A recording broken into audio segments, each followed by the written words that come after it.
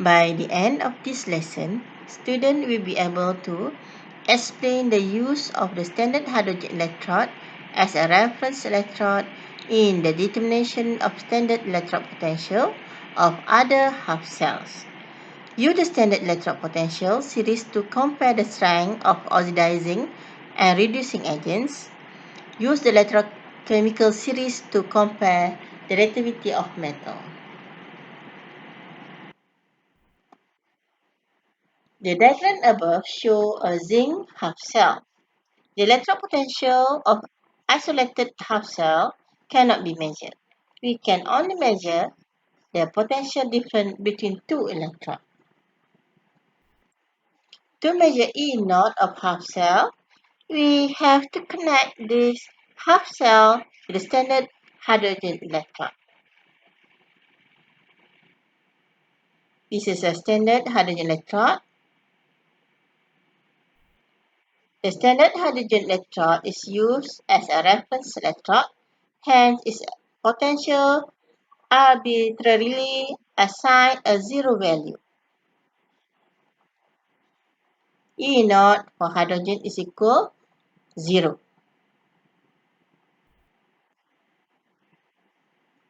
Need to connect these two half cells, become complete. Okay. With this connection, the electrode potential of zinc half cell will be recorded by high resistance voltmeter.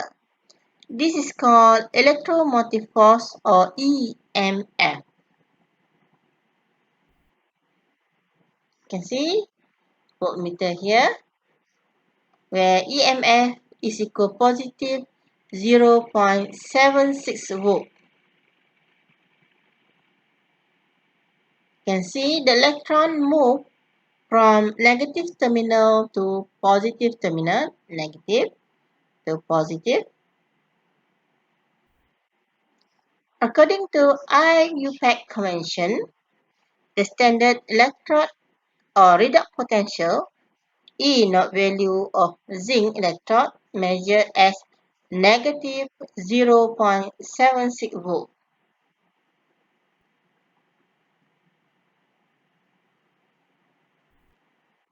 The negative sign means that the zinc electrode acts as a negative terminal pole and oxidation is taking place at the zinc electrode.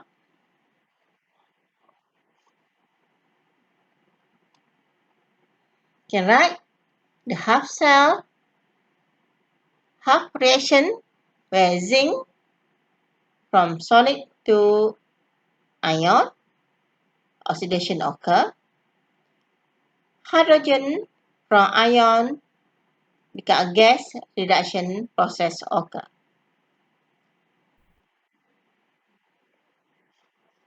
Overall reaction between zinc and hydrogen can write as zinc plus 2 hydrogen ion to form zinc ion and hydrogen gas. Cell diagram, zinc solid, zinc ion. Double line refer to the SAW bridge. H plus to H2 gas is a platinum. It's supposed to be here a single line. A single line. This is a wrong. Wrong that.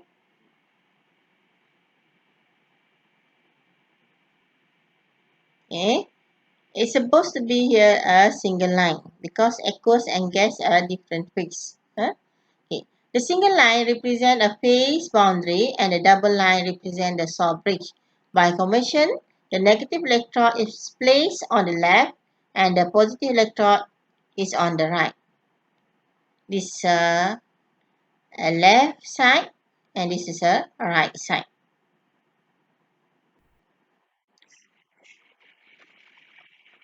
Let's measure E naught value for the chlorine electrode by combining it with the standard hydrogen electrode.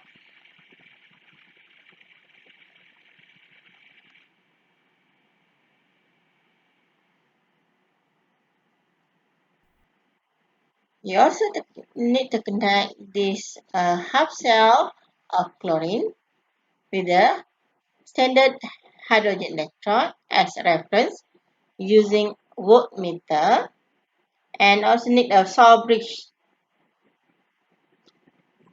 With this arrangement, we are able to measure the EMF of electrode potential of chlorine electrode using the high resistance voltmeter, where the value is positive 1.36 volt.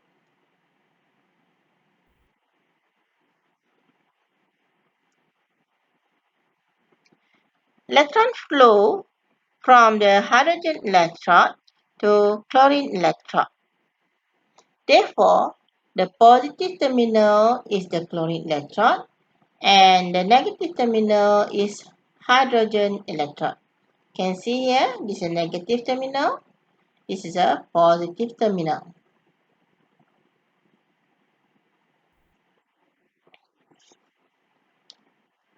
Half reaction,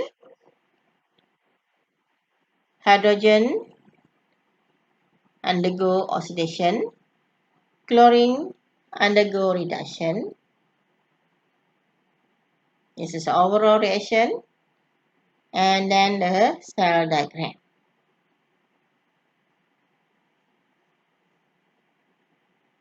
They are also wrong because supposed to be a single line here.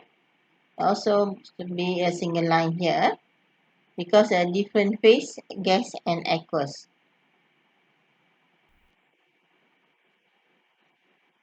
The standard electrode potential of an element is the potential difference between a standard hydrogen half cell and a half cell of element measured under standard condition.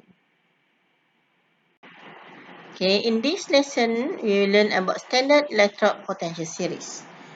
We have seen two examples of how to measure the standard electrode potential of half cell. The EMF of or E naught of other electrode system can be measured by the same way. The table above shows the half cell reaction arranged in order of increasing standard electrode potential. For example, from the most negative to the most positive. This series is known as a standard electrode potential series or the redox series. You can see from the most negative to the most positive.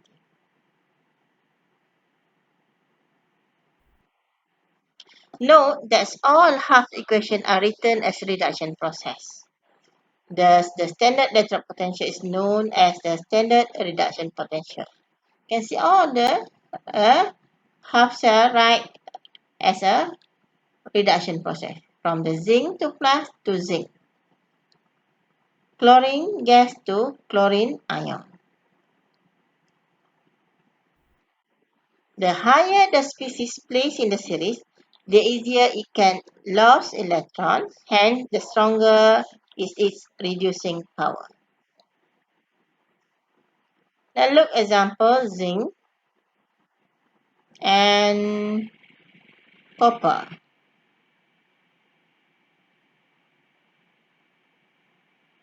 Okay. The higher the species, okay, zinc higher than copper,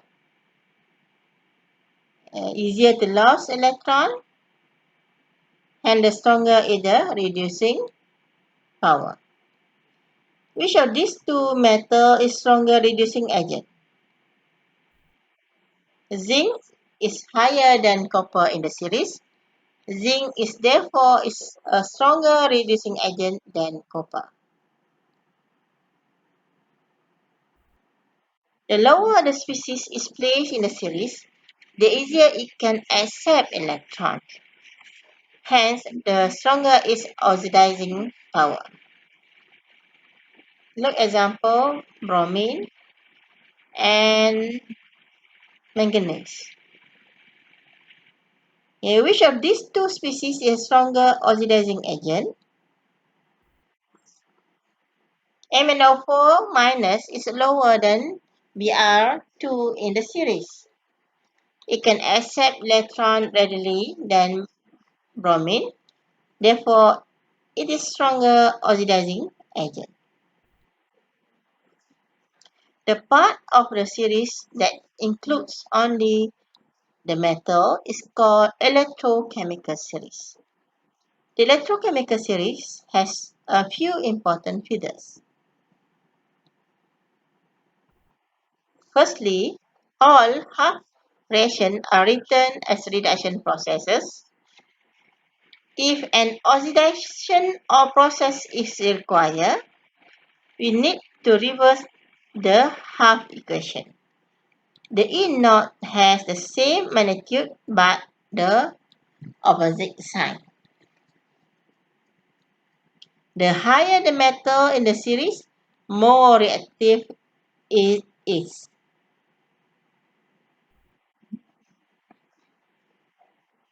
The electrochemical series also show the relative reactivity of metal. The higher the metal in the series, the more reactive is the metal. Which is more reactive, zinc or copper? Zinc higher than copper, that means zinc more reactive than copper.